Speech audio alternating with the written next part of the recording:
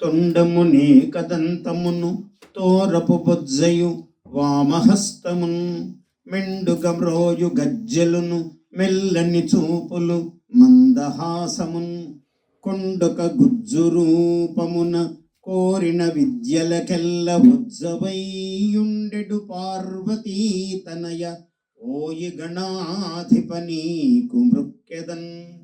తల్లి నిన్ను తలంచి పుస్తకము చేతన్బూనితిన్, నీవు నా ఉల్లంబందున నిల్చి జృంభణముగాన్ ఉక్తుల్ సుశబ్దంబు శోభిల్లన్ పల్కుము నాదు వాక్కులను సంప్రీతిన్ జగన్మోహిని పుల్లాబ్జాక్షి సరస్వతి భగవతి పూర్ణేందు బింబాననా. ఇవి మామూలుగా మనకు చిన్నప్పుడు అందరూ చదువుతూ ఉన్నప్పుడు అక్షరాభ్యాస సమయంలో నేర్పిన పద్యాలు. చాలామందికి వస్తూ ఉండవచ్చు, మర్చిపోయి ఉండవచ్చు, మళ్ళీ ఒకసారి అంటే తిరిగి రావచ్చు.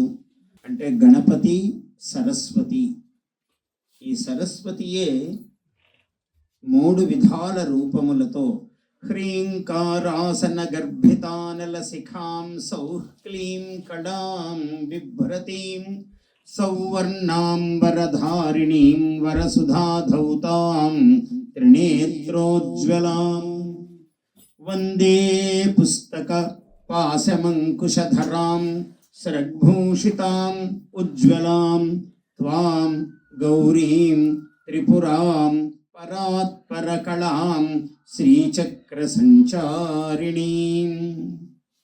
శ్రీచక్ర నగరాధివాసిని, శ్రీచక్ర సామ్రాజ్ఞి అయినటువంటి అమ్మవారే అన్ని అమ్మవారి యొక్క స్వరూపాలకు మూలము.